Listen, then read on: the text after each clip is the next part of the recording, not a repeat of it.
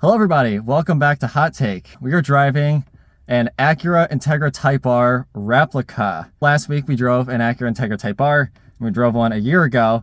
This time we're driving a Replica. So this one is a full engine out respray. It has the V18 engine, same as the Integra Type R. This is actually the JDM one, which I think makes another 3 horsepower. Who knows what that's worth. This one does have headers, and we have these nice Recaro seats, BC coilovers, the whole deal. So I'm excited to get out on the road and talk about, is an Integra Type R worth it, or should you build an Integra Type R instead?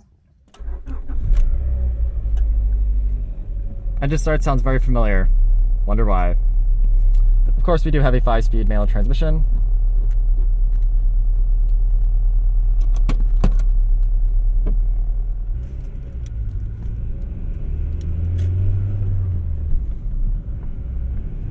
So some initial impressions of the fake ITR is this particular car feels tighter than the actual ITR. So the ITR, as awesome of a car as it is to drive, it does suffer from a lot of the 90s cars. I'll call them 90s car isms. So what do I mean by that? I mean dead on center steering and general just like slightly indirect steering until you really get into it. Now that car has tons of suspension feel. You should go watch this video, see how I feel about that car. It's an amazing car. But I'm already noticing is this sort of, I'm gonna say fixes the 90s car isms, but certainly lessens them. This shifter I really like. I don't know if it's a stock shifter or not. It's not a stock knob, but it feels a lot clickier to go in. And the clutch is a little bit of a trick.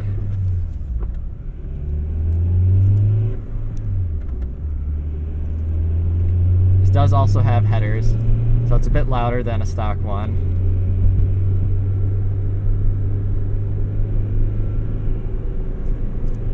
And we are on BC Racing coilovers, which do feel stiffer, and they're very, very responsive. I like it, but for all intents and purposes, this is supposed to drive like an ITR, and I would say that it does. Even the engine, like how it starts, the general like characteristics, torque curve, all that, it feels the same, sort of just driving down low. I also love these yellow Recaro seats. The brake pedal is a bit of a better feel to it.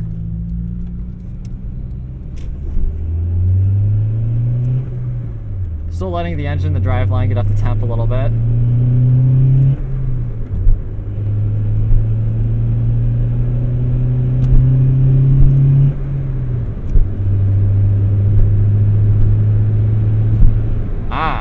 Fifth gear is longer, so I think fifth gear is whatever the stock gear is for this transmission. So it's not an Integra Type R transmission. This Integra Type R sits at like $4,000 and 70. This is sitting lower, but this is more reasonable. I mean, frankly, you don't really need that super duper short gearing. You're never gonna touch the top of more than the top of fourth anyway in any realistic scenario.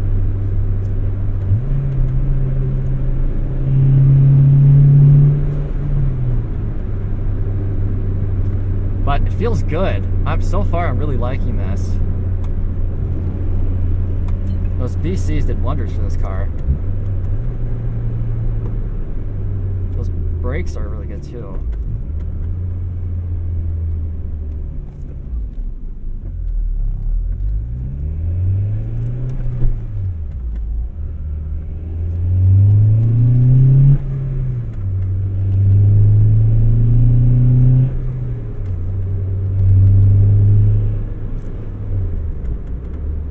So the BC coilovers are a little bit firm for these normal roads, but it's still not too bad. And all these inputs are great. The brake pedal is a little bit heavier than a stock Integra Type R. Now, of course, these are more specifically to the mods around it. The biggest problem with the Integra Type R is it's gotten so expensive over the years, especially now. I mean, they're like 50 grand even for like driver quality ones. So it sort of leaves room to build something like this. Because I mean, you can get a B18, you get the tranny, and you can get everything you need, and then modify it and sort of improve it for what you might want to use it for, a track or etc. And have a great car.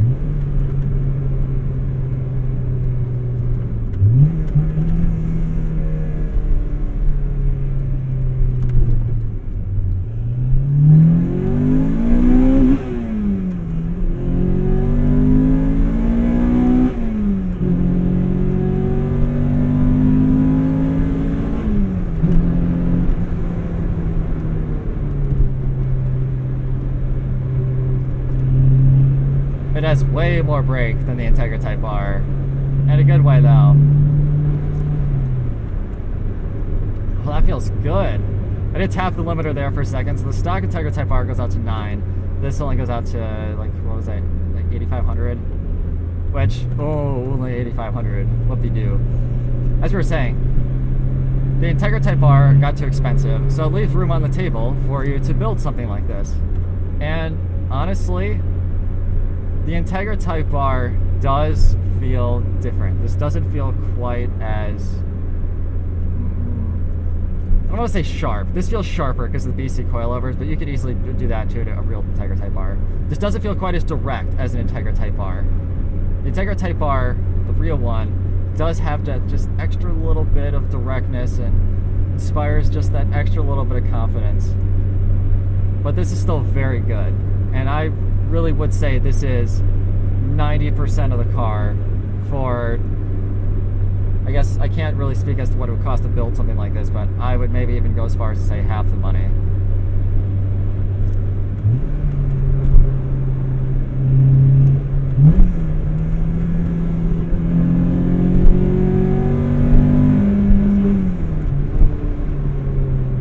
All those brakes. I haven't fully gotten into them yet, but holy smokes. Yeah. Those brakes are really good. Come on. Alright, clutch is a little tricky on this one.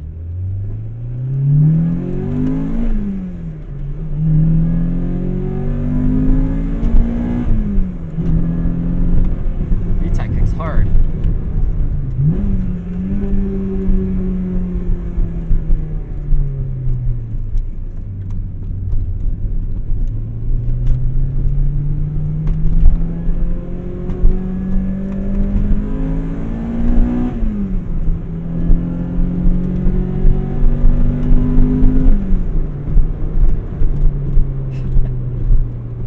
Thing's a blast.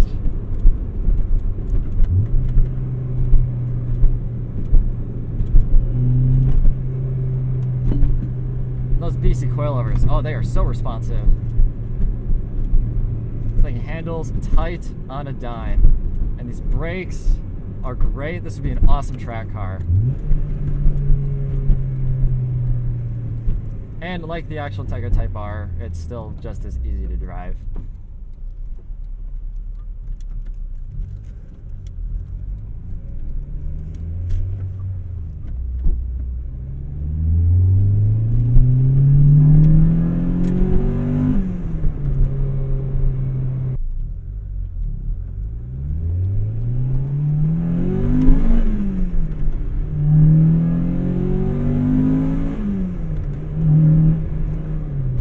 A little bit of torque steer there.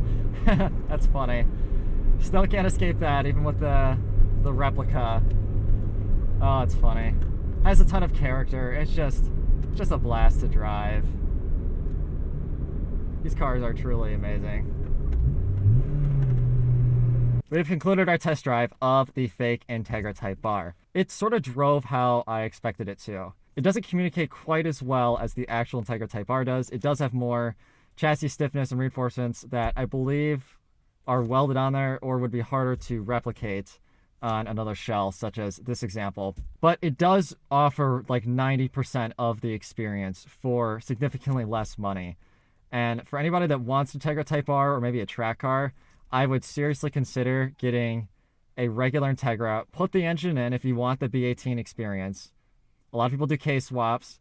The B18 does feel correct in this car. And put some coilovers on, do some mods, put some brakes on it, and do what this owner did. Get some nice yellow Recaros and go take it to the track or just go bomb it around some back roads. It doesn't take away from the car at all. It's its own experience, and it's really a pleasure to drive.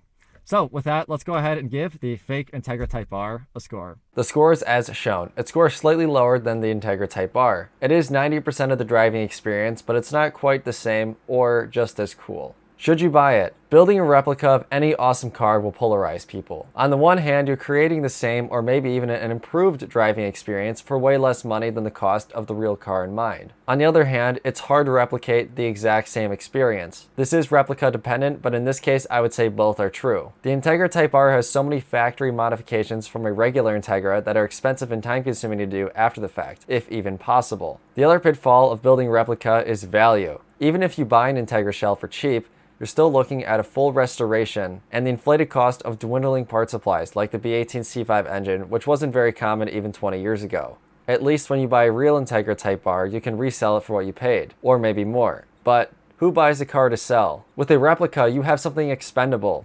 You have something you don't care about putting miles on. It already isn't worth Type R money, so you might as well enjoy it. So really, if you're trying to decide whether to build a replica or pony up for the real one, you have to ask yourself one question. Would you buy off-brand Oreos?